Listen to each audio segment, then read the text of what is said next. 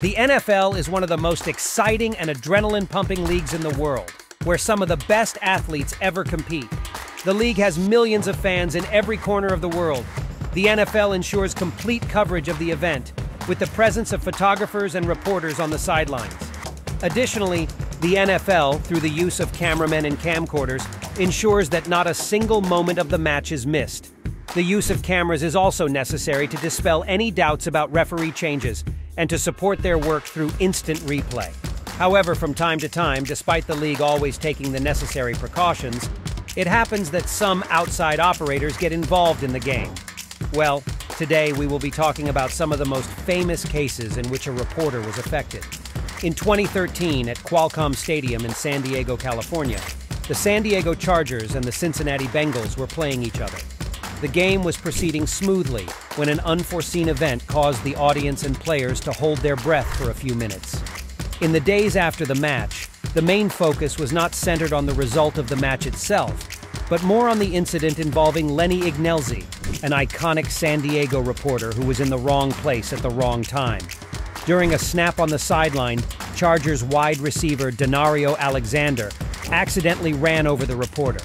There were moments of great apprehension until Ignelzi was transported to the hospital, and it was determined that he suffered a fractured collarbone, which was not serious but gave everyone a big scare.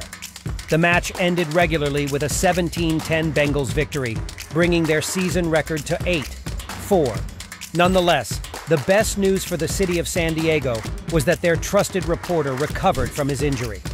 In 2007, another concerning incident occurred during a game between the New York Giants and the Miami Dolphins. While the crowd enjoyed the spectacle, Giants running back Brandon Jacobs accidentally ran over photographer Jim Makisek on the sidelines.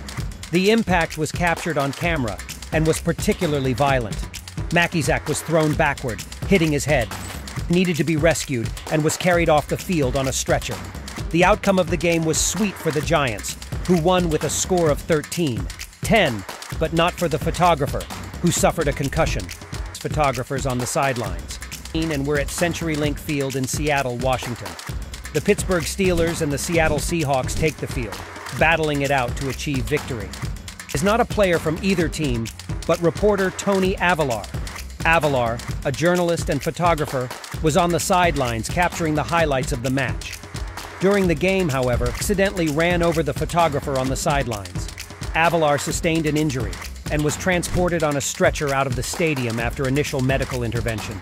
The hospital later stated that Avalar suffered a head contusion in the collision, but fortunately, it was nothing that treatment and rest couldn't fix.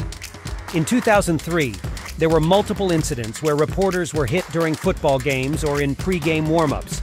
However, we will mention some of them. One such incident happened during a game between the New York Giants and the Dallas Cowboys, which the Cowboys won 28-20. On the sidelines were several press officers covering the game, but during one play, Giants wide receiver Ike Hilliard accidentally ran into and injured one of the press photographers who was following the action. The photographer required medical treatment after the collision. Another incident occurred before a game between the Buffalo Bills and the New England Patriots. Fans were preparing to enter the stadium while players warmed up on the field. As usual, reporters from various news outlets were on the sidelines to provide in-depth coverage of the game, including ESPN correspondent Suzy Kolber.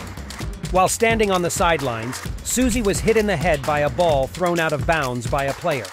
Despite the impact, Suzy continued with her work, but at the end of the game, she required medical attention and a few stitches to treat a cut on her head.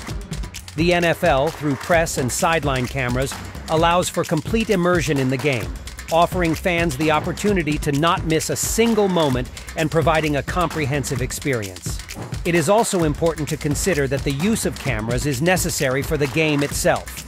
The implementation of video support has allowed the league to introduce and perfect the use of instant replay, ensuring complete fairness and proper enforcement of the rulebook, resolving any potential controversies. However, these incidents often reignite the debate of how safe it is for press officers and players to be on the sidelines. Over time, the league has worked to ensure the safety of both athletes and reporters, but unexpected situations can still arise. That's all for today. If you enjoyed this video and want to stay up to date with interesting facts about the NFL and the world of football, please leave a like and subscribe.